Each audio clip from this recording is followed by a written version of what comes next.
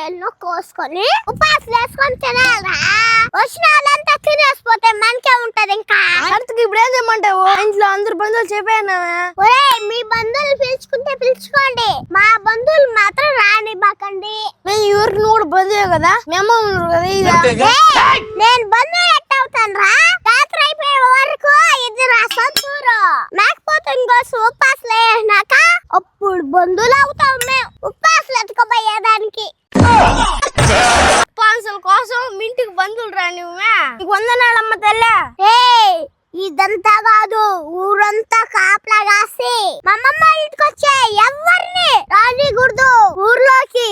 పాపా, మన బంధువులు ఎవరన్నా ఇంటే మన గడప కూడా దొక్కడేమో. మనకు కావాల్సింది అదే కదరా అన్నయ్య. అమ్మమ్మకి తెలిసి ఏం చేస్తావు? అవునరే, అమ్మమ్మకి తెలుసు కదా ఊర్లోకి బంధువులు రానిచ్చినారనుకో మేకపోతని బట్టి ఆ సైడ్ కోసుకుందాం. మా అమ్మమ్మకి కావాలంటే తోలు కాళ్ళు ఇచ్చేద్దాం. అవి కావాలంటే వండుకుంటారులే బంధువులకి. పాపా, అమ్మమ్మ కావాలి అరుస్తున్నాడా? వచ్చి నేను అసలు నువ్వు బోరా. ఏమిరా, నేను చెప్పిన ప్లాన్ ఏం చేస్తారా? ఊరు వాడంతా కాపలా కాయాలా? దీనికి మీరు సిద్ధమా? నీకు దండం తల్లి. చెప్పింది చేయకపోయినావనుకో ప్రతి ఇంటికి వచ్చి నిప్పి పెట్టేస్తారే. ఊరింట్లో ప్రశాంతంగా తిన్నేను. ఓమే తెల్ల, ప్రశాంతంగా వదిలేమే. మీ అమ్మమ్మ వాళ్ళ బంధువుల్ని మీ ఇంటికి రానికూడదు కదా. అంతే, నేను చూసుకుంటాంలే, నువ్వు పోతల్లా. పదరా, కాపలా కాద్దామా. 15 కేజీల మేకపోతు కూర మనకి మేలచక ఎంజాయ్ పాస్లో కూర కర్ణ బట్ట.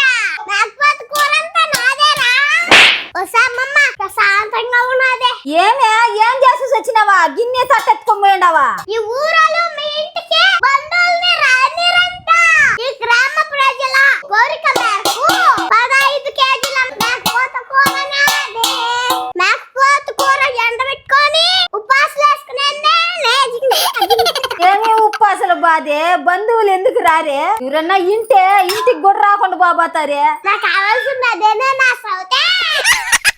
అదే తొందరగా వచ్చినా ఇప్పుడే. బుధవారం గాని బంధువులు ఎవరు రాకపోయినారనుకో నా సవితి కూరంతా మిగిలిపోతాదే. ఉపాసలు వేసుకుందామే అమ్మమ్మ.